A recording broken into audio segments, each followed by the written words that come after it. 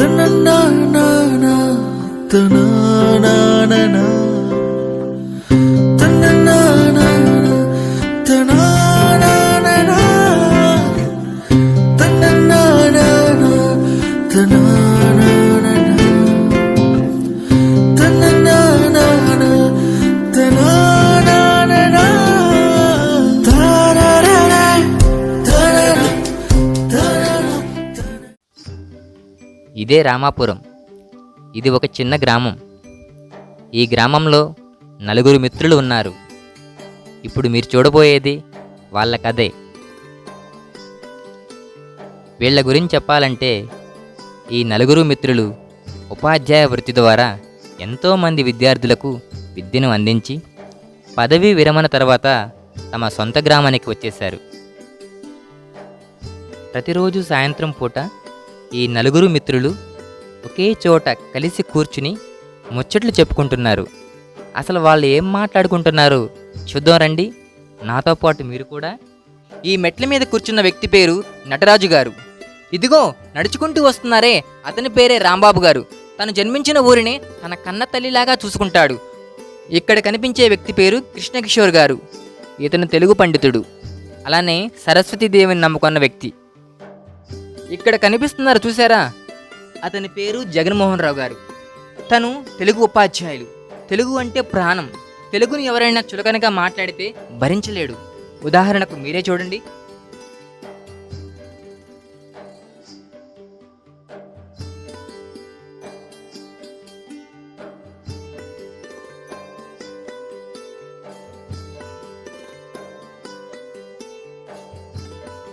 అరే భాస్కరు, అన్నా, అరే భాస్కరు, రా కూర్చో. ఎప్పుడొచ్చావన్నా? మొన్న వచ్చాను రా. ఇంతకీ ఏం చదువుతున్నావురా? 9th క్లాస్ అన్నా. ఎందుకు ఏ మీడియం నువ్వు? తెలుగు మీడియం అన్నా. అరే తెలుగు మీడియమా? అవునన్నా. తెలుగు మీడియం ఎందుకురా? ఇంగ్లీష్ మీడియం నెక్స్ట్ అన్నా మారరా బాబు. అసలు తెలుగు వల్ల ఏం ఉపయోగం లేదురా. ఇంటర్వ్యూలు అంతా కూడా ఇంగ్లీష్లో అడుగుతారు. అరే తెలుగు మీడియం అనేది వేస్ట్ రా. అసలు తెలుగు మీడియం వల్ల ఎటువంటి ఉపయోగం లేదు. సరేనా? ఇప్పటికైనా ఇంగ్లీష్ మీడియంలో మారు. నా మాట అర్థమవుతుందా? ఏమిటి బాబు మీరంటున్న మాట? మీరే చెప్పండి అంకుల్. తెలుగు మీడియం అంట. దేనికి ఉపయోగపడుతుంది తెలుగు మీడియం? ఇప్పుడు అంతా కూడా ఇంగ్లీష్ మాట్లాడుతుంటే రేపు ఇంటర్వ్యూలో కూడా అంతా ఇంగ్లీషే కదా మాట్లాడేది. అదే చెప్తున్నాను, మీరు కూడా చెప్పండి. ఇంగ్లీష్ అవసరమే, కానీ తెలుగు మనం జీవించడానికి కావలసినటువంటి ఆక్సిజన్ వంటిది. మన తెలుగు మాటల్లో చింత చిగురు సువాసన ఉంది. ఒకసారి అమ్మా నాన్న అని పిలిచినప్పుడు మన గుండెల్లోంచి ప్రేమ ఉబికి వస్తుంది. మమ్మీ డాడీలో ఏముంది? 100 ఇంగ్లీషు మాటలు మాట్లాడే కంటే నాన్న, బాబు, బంగారు అంటూ ఉంటే మన మనసంతా హాయిగా ఉంటుంది. ఇంగ్లీష్ మీడియంలో చదువుకుంటే పని దొరుకుతుంది. అదే తెలుగు మీడియంలో చదువుకుంటే మనకు విలువలు పెరుగుతాయి. సంస్కృతి, బంధాలు, గౌరవం అన్నీ తెలుస్తాయి. తెలుగు అనేది కేవలం భాషే కాదు, మన శ్వాస. మన తెలుగు భాషలో తల్లి లాలించే తీపి ఉన్నది. తండ్రి మాటల్లో గాంభీర్యం ఉన్నది.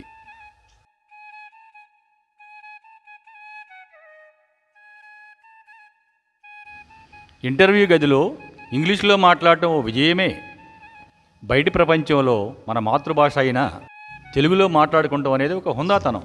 అలాగే మనం తల ఎత్తుకు నిలిచే గొప్పతనం.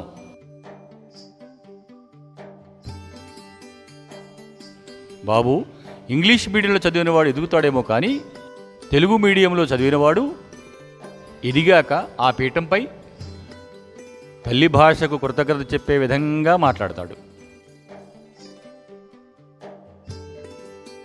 మన తెలుగు భాషలో ఏ భాషలో లేనటువంటి పద్యాలు మన తెలుగు భాషలో ఉన్నవి. తెలుగు గొప్పతనాన్ని తెలిపేటువంటి ఒక చిన్న పద్యాన్ని ఇప్పుడు మీకు వినిపిస్తాను. తెలుగదేలయన్న తెలుగదేలయన్న దేశంబు తెలుగు ఏను తెలుగు వల్ల భుండ తెలుగు కండ ఎల్ల నృపులు గొలువ ఎరుగవే బాసాడి దేశ భాషలందు తెలుగు లెస్స.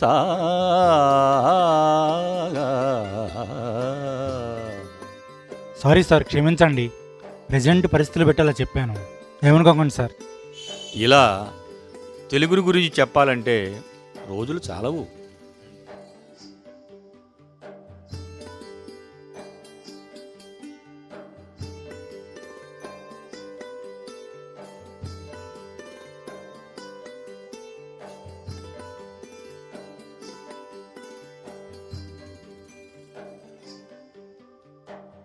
అరే, మనం చాలా స్కూళ్ళల్లో పనిచేసాం కదా. అలా పనిచేసినప్పుడు మన దగ్గర ఎన్నో వందల మంది విద్యార్థులు చదువుకున్నారు. అలా మన దగ్గర చదువుకున్న విద్యార్థుల్లో మీకు బాగా సన్నిహితులుగా ఉండి వారితో మంచి అనుభూతులు ఏమన్నా ఉంటే ఒకసారి చెప్పండి, పంచుకుందాం. అరే రాంబాబు, నేను మర్చిపోలేని ఒక సంఘటన ఉందిరా, చెప్పనా? రే, నేను చాలా కాలం బేతపూడిలో పనిచేశాను, మంచి పేరే తెచ్చుకున్నా. కానీ రిటైర్ అవుతున్నాను అనే కొద్ది నెలల ముందు ఏంటే ఈ నగరం లేదు, ఆ నగరం మండలంలో ధూళిపూడి అనే ఒక స్కూల్ ఉంది, అక్కడికి నేను బదిలీ అయ్యాను. ధూళిపూడి గ్రామం. అరే, అక్కడ నా టైం టేబుల్ ప్రకారం నేను ఒక క్లాస్కి వెళ్ళాను. ఏదో నా మానా నేను పాఠం చెబుతున్నా, వినే పిల్లలు శ్రద్ధగా వింటున్నారు. రే, చెప్పు చెప్పు. ఒక బడుద్దాయి మాత్రం వాడు పాఠం చెబుతూనే ఉన్నా వాడితోనే వాడు కాగితాలతో పడవలు ర్యాకెట్లు చేసుకుంటూ అసలు నిర్లక్ష్యంగా ఉన్నారా. పైపెచ్చి వాడి బెంచ్లో వాడు అక్కడే ఉన్నాడు. వెనక బెంచీలు. అరే, చూసా చూసా చూసా నాకు చిరునెత్తుకొచ్చిందిరా. ఏం చేస్తున్నారో బడవ అని చెప్పి ఒక్కటేసా. వెంటనే వాళ్ళు లేచి బ్యాగ్ వదిలిపెట్టి తుర్రు మన ఇంటికి వెళ్ళిపోయాడు రా. ఆ తర్వాత ఏం జరిగిందంటే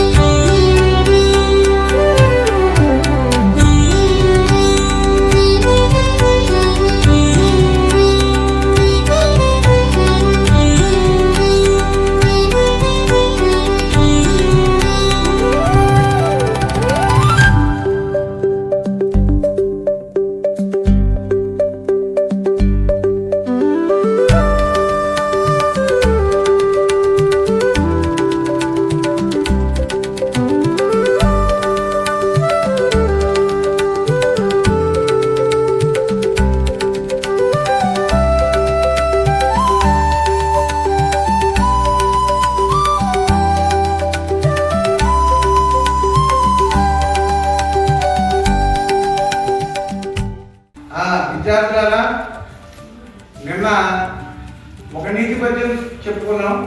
ఇవాళ కూడా కొత్త నీతి పద్యం బోర్డు మీద ఉంది, చూస్తున్నారా?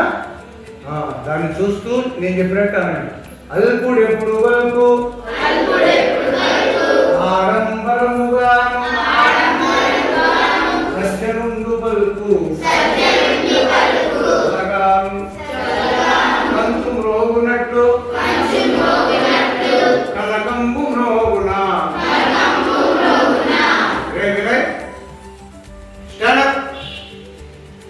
ఏం చేస్తున్నావు? అందరూ పద్యం చెప్తుంటే నువ్వు చేసే పని ఏంటా? పడవ చేస్తావు, పడవలు. ఆ అబ్బాయిని కొడుతున్నారేంటండి? ఆ అబ్బాయి సర్పంచ్ గారి కొడుకండి. ఆయన తెలిస్తే ఇంకేమన్నా ఉందా సార్? అయ్యో అయ్యో సార్, మా నాన్న చెప్తే ఇంకేమన్నా ఉందా? మా నాన్న ఈ ఊరు ప్రెసిడెంట్ సార్. అవన్నీ నేను చూసుకుంటా కానీ నువ్వు కూర్చో. పద్యం ఒకసారి శ్రద్ధగా చెప్తున్నాను, మళ్ళా వినండి.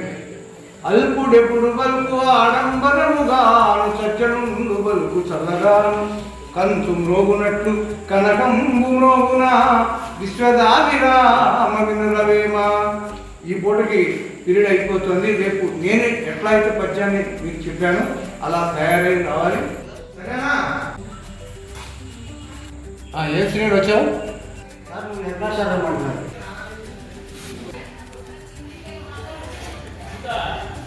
నమస్కారం అండి. మీరు కబుర్ చేశారండి. నమస్తే మాస్టర్, మీరు కూర్చోండి.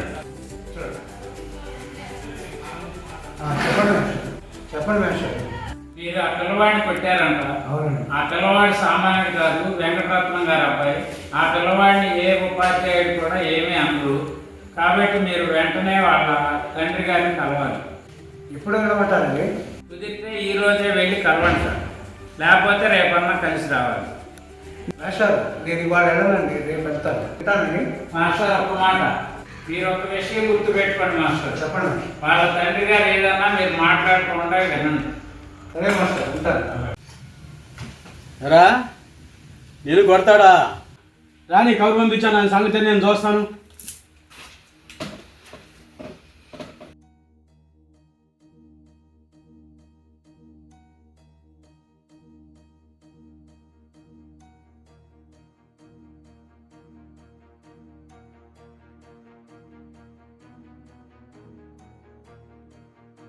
నమస్కారం వెంకటరత్నం గారు. కబురు పెట్టారట రమ్మని.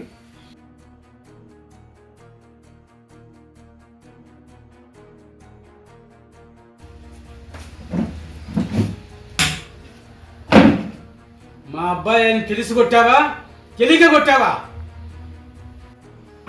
కూర్చో.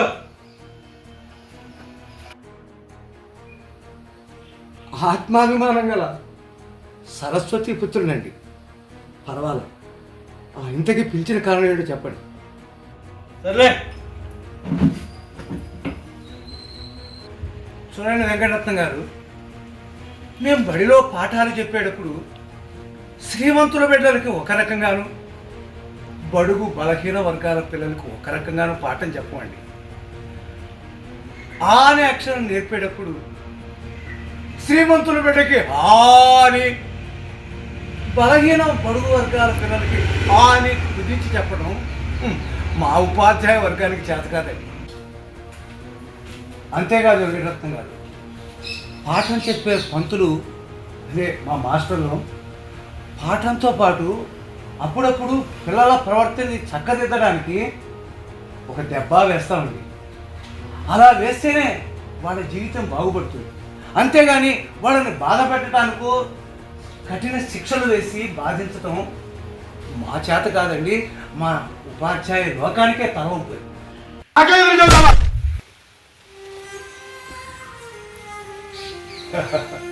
వెంకటరత్నం గారు, మీ కోరిక నెరవేరిందిగా, మరి బయలుదేరు. వెంకటరత్నం గారు, ఒక్క మాట, మీరు నన్ను కొట్టినందువల్ల నాకు ఆవగింతంత బాధ కూడా లేదండి. నేను సరస్వతీదేవిని నమ్ముకున్నవాడినండి.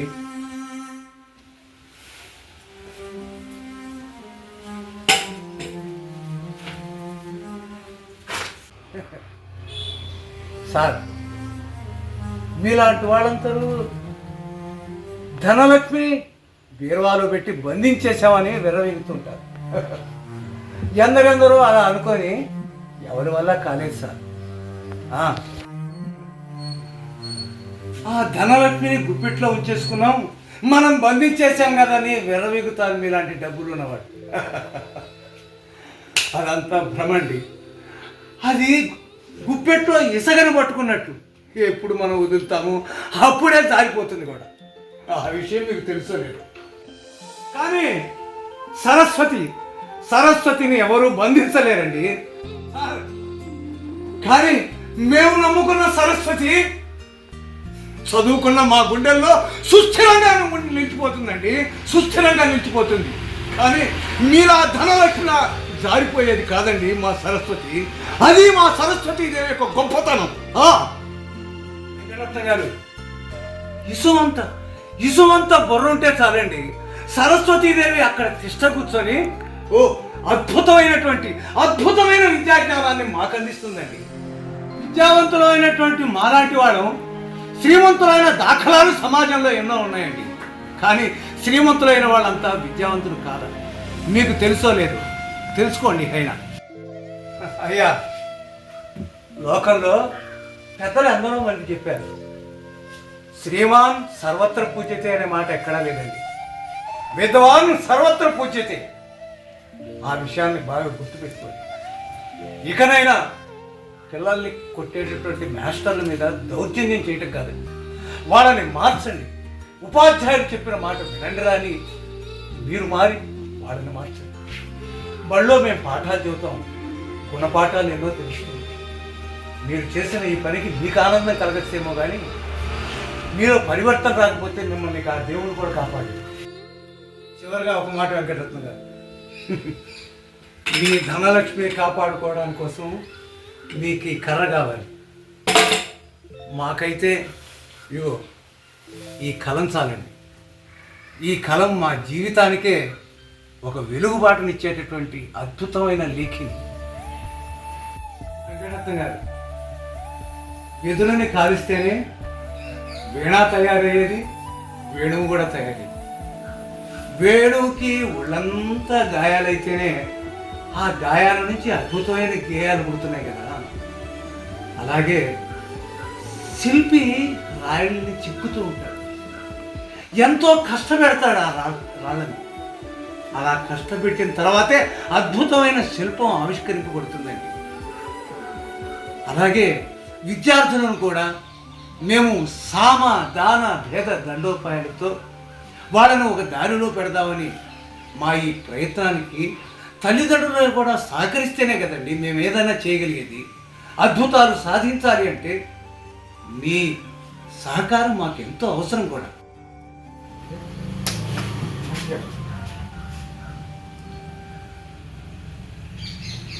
అయ్యా వెంకటరత్నం గారు, బంగారం కావాలంటే చాలా లోతుకు తవ్వితే కానీ ఆ బంగారం దొరకదండి.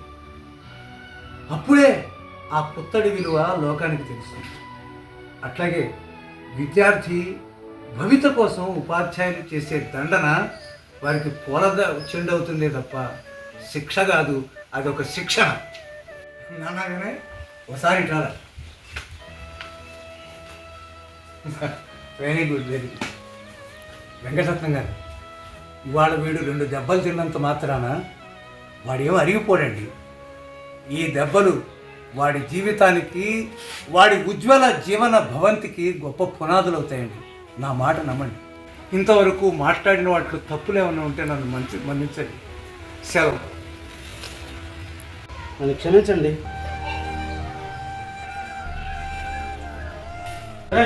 చూస్తారా, విద్వాన్ భవ, చిరంజీవ చిరంజీవ. ఏరా వెంకటరత్న గారు, మాస్టర్ గారు, నా మీద ద్వేషం పెట్టుకునేది అన్నా అని చెప్పి నా పిల్లవాడిని మంచి విద్యావంతుని చేయండి సార్. వెంకటరత్నం గారు, మీరు అవే మనసులో పెట్టుకోకండి. వీడు అప్పుడు నా పిల్లవాడే, ఇప్పుడు నా పిల్లవాడే, రేపు నా పిల్లవాడే. మీరు జరిగిందో పీడకల అనుకోండి, మిమ్మల్ని బాధించుంటే క్షమించండి. కానీ మీ సంపూర్ణ సహకారం ఉంటే సుమా ఉపాధ్యాయులు ఏమైనా చేయగలరు. నువ్వు బాగా చదువుకోవాలరా. మీ నాన్న పేరు, మీ తాత పేరు అందరూ నిలబెడతావుగా, ఓకేనా? రైట్. వెంకటరత్న గారు, చదువు అనేది నీడ లాంటిది. మనం ఎటెళ్తే అది మనల్ని కాపాడుతూనే వస్తుంది. జాగ్రత్త.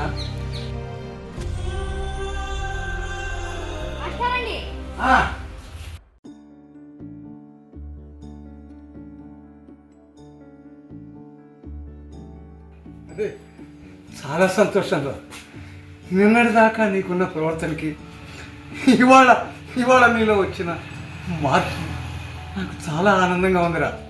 నీకు వచ్చిన మార్పుల కంటే నీలో వచ్చిన మార్పులే నాకు ఎంతో ఆనందాన్ని ఇస్తున్నాయిరా. వెంకటరత్న గారు, ఇక మీ పిల్లవాడికి ఢోకా లేదండి. ఢోకా లేదు.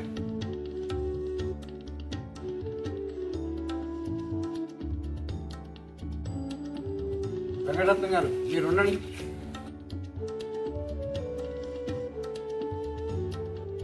రే, చివరికి మాత్రం కథ సుఖాంతమైందిరా.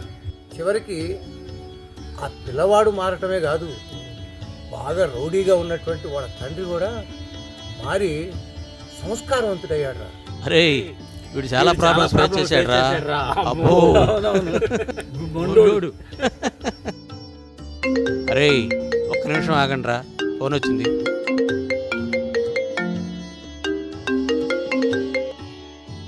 హలో ఎవరయ్యా?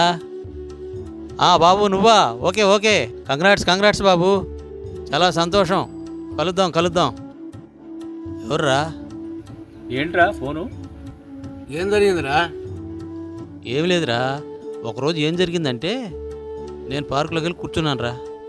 సాయం సమయమన ఒక కుర్రవాడు వచ్చి వాడి పైలు విసిరి కొట్టాడు. ఆ పైలు వచ్చి నా కాళ్ళ ముందు పడిందిరా. అదేమిటని తీసి చూస్తే దాంట్లో సర్టిఫికేట్స్ ఉన్నాయి వాడి అన్నీ. వాడి మార్క్స్ అవి బాగున్నాయి, మంచి మెరిట్ స్టూడెంట్ రా.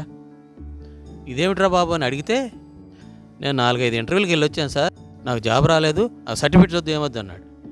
అదిరా విషయం. ఆ తర్వాత ఏం జరిగిందంటే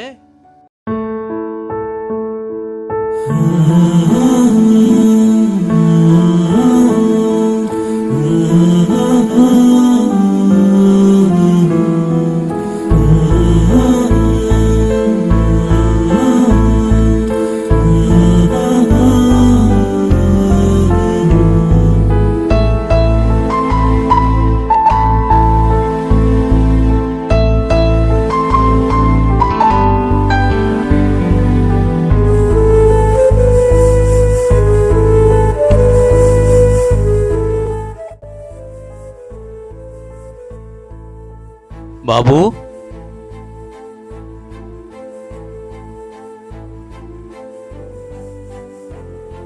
ఏమిటి ఇంత వాల్యుబుల్ సర్టిఫికేట్ పడేశావు? ఏమైంది బాబు? ఎందుకు సార్ ఈ పనికిరాని సర్టిఫికేట్లు? ఏమైందయ్యా? ఇప్పటి వరకు 10-12 ఇంటర్వ్యూస్ అటెండ్ అయ్యాను సార్, 1-2 మార్కుల్లో పోతుంది సార్. అరే బాబు ఆవేశపడకరా. సార్ నేను ఇక జీవితంలో ఇంటర్వ్యూకి వెళ్ళను సార్, నాకు ఇక ఏ జాబు రాదు సార్, నా కుటుంబానికి నేను న్యాయం చేయలేను సార్.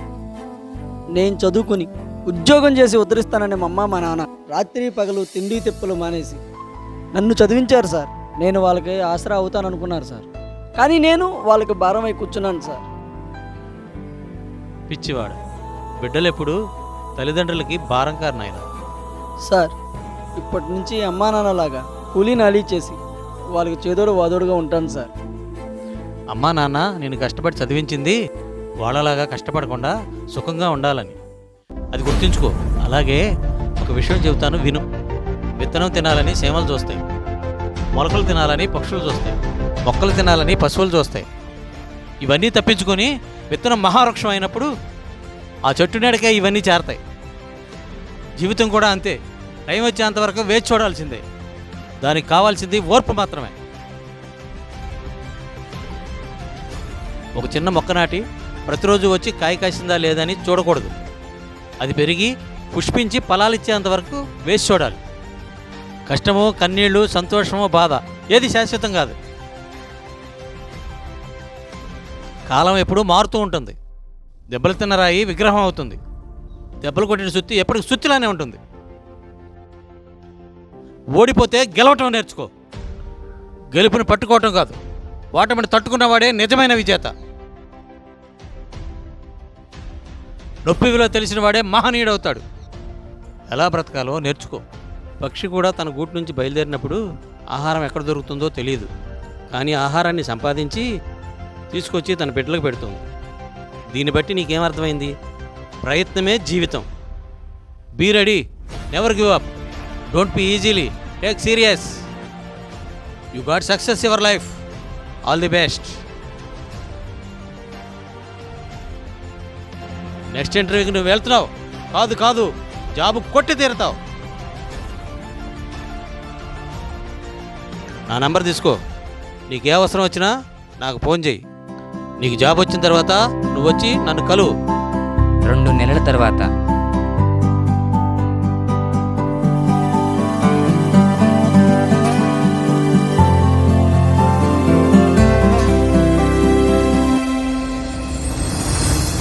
నమస్తే సార్. నమస్తే నమస్తే బాబు రా. నా కదయ్యా చేయవలసింది. ముందు మీ అమ్మా నాన్న ఆశీస్సులు తీసుకున్నావా? తీసుకున్నాను సార్. ఇదంతా మీ వల్లే సార్. నా వల్ల కాదయ్యా, నీ కష్టే నీ ఫలి. నువ్వు కష్టపడ్డావు కాబట్టి నీకు ఉద్యోగం వచ్చింది. ఏ వ్యక్తి అయినా సరే శ్రమించి కష్టపడితేనే భవిష్యత్తులో ఎదుగుతాడు. జీవితంలో ఎప్పుడు నిరుత్సాహపడకూడదు. నీ ధైర్యమే నిన్ను కాపాడుతుంది ఎప్పుడైనా సరే. అది ఒకటి గుర్తుపెట్టుకొని ముందుకు సాగాలి ప్రతి వ్యక్తి.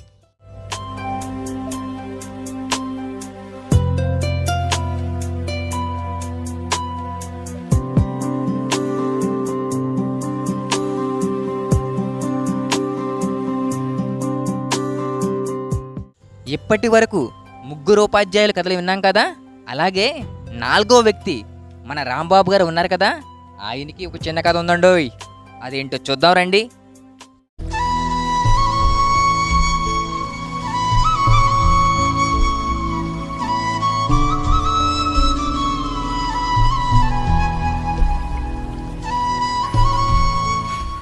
నాగయ్య, ఏంటి పని మీద వచ్చావు? నమస్తే అయ్యా. ఇది ఇంటి పేపర్లు అయ్యా. మీ దగ్గర పని చేసుకుంటూ ఇంతకాలం ఆ ఇల్లుని కాపాడుకుంటూ వచ్చానయ్యా. పిల్లాడు ఉద్యోగం కోసం పట్టణం వెళ్ళిపోదాం అంటున్నాడయ్యా. మీరే ఎట్టగొట్ట మంచి రేటుకి అనిపిస్తాయ్యా. ఇది కాస్త సాయం చేయ్యా. అదేంటి నాగయ్య, ఇన్నాళ్ళు ఎక్కడుండి ఇప్పుడు పట్నం వెళ్తా ఉంటున్నారు? పట్నం వెళ్ళి ఇప్పుడు ఏం చేయగలుగుతారు మీరు? నాకు పట్టణం వెళ్ళటం ఇష్టం లేదయ్యా. పిల్లాడి మూలాన వెళ్ళాల్సి వస్తుంది. సరే, అమ్మి పెడతా కానీ రేపు ఒకసారి మీ అబ్బాయిని నా దగ్గరికి తీసుకురా. నేను పొలం కాడ ఉంటాను, అక్కడికి తీసుకురా. సరేనయ్యా.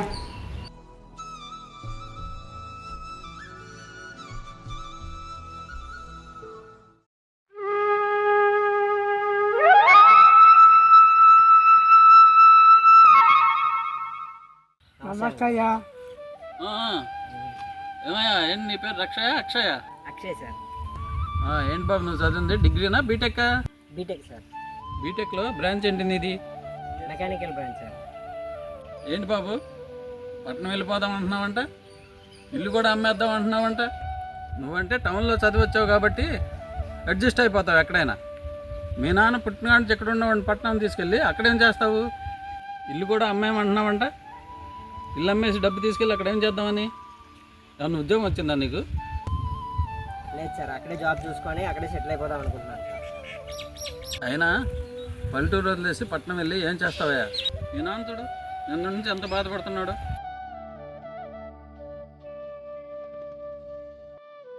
బాబు ఇట్రా. నగరం వేగంగా పరిగెడుతుంది, పల్లె నిదానంగా నడుస్తుంది. అక్కడ జీవితం పరిగెడుతుంది, ఇక్కడ జీవం కనిపిస్తుంది. చెట్టు నీళ్ళలో ఆహారం తినే మజా ఏ హోటల్లో దొరకదు. పల్లె అంటే ఆహారం కాదు, అనుభూతి. మన ఊరు మట్టి మీద నడిస్తే కాళ్ళకు కాదు మనసుకు చల్లదనం అనిపిస్తుంది. అంతేకాదు, ఎంత ఎత్తైన ఆఫీసులు బిల్డింగ్లు ఎక్కినా మన ఊరు గాలి ఇచ్చే ఆత్మీయత ఎక్కడా కనిపించదు. చూడు బాబు, మంచి ఆహారం అంటే 5 స్టార్ హోటల్ కాదు, మన ఊరి అమ్మ చేతి వంట. ఓ మాట చెబుతా విను. ఊరు అంటే మనసు కట్టే చోటు, నగరం అంటే మనసు కట్టి పడేసే చోటు.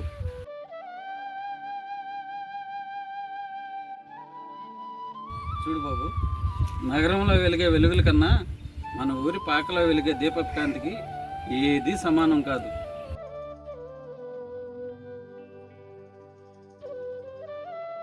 బాబు, ఒక విషయం చెబుతా విను. నగరం సంపాదన ఇస్తుంది, కానీ మన పల్లె ఆత్మీయత, అనుబంధం, ప్రేమ, మమకారాలు ఇలాంటివి ఎన్నో పంచుతుంది. మట్టి వాసనలో మన చిన్ననాటి కళలు, బావి దగ్గర నవ్విన నవ్వులు, చెట్టు కింద కూర్చుని కన్న కళల్లో ఎన్నో అనుభూతులు దాగి ఉన్నాయి బాబు. నగరం మనకు అవకాశాలు ఇస్తుంది, కానీ ఊరు మనకి ఆప్యాయతనిస్తుంది.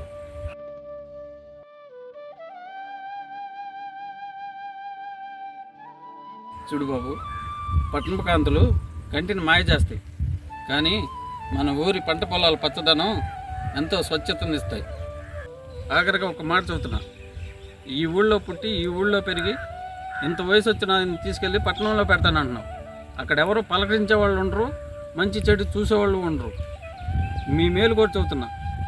మీ ఇల్లు అమ్మమంటావా? అమ్మి పెడతా, నాకు ఎటువంటి అభ్యంతరం లేదు. మీరిద్దరూ కూర్చుని కాసేపు ఆలోచించుకుని మంచి నిర్ణయం తీసుకుని నాకు చెప్పండి. ఓకేనా? సరే నాగయ్య, నేను ఉంటాను. మీరిద్దరూ ఆలోచించుకోండి.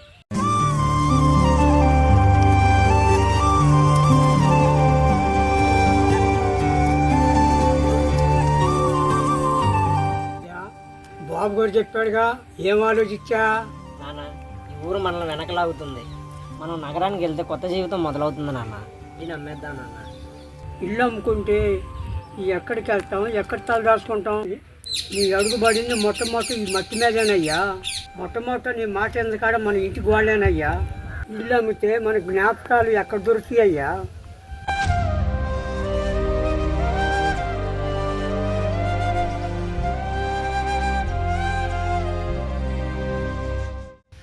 సరేనా, ఇల్లేమో అమ్మొద్దు. ఈ మాటలన్నీ వింటుంటే వదిలి ఎలా బుద్ధి కావట్లేదు. నేను ఇక్కడే నీతోనే ఉండి మనకి దగ్గరలో చిన్న ఉద్యోగం చేసుకుంటూ నీతో పాటు ఇద్దరం కలిసి ఇక్కడే హ్యాపీగా ఉంది.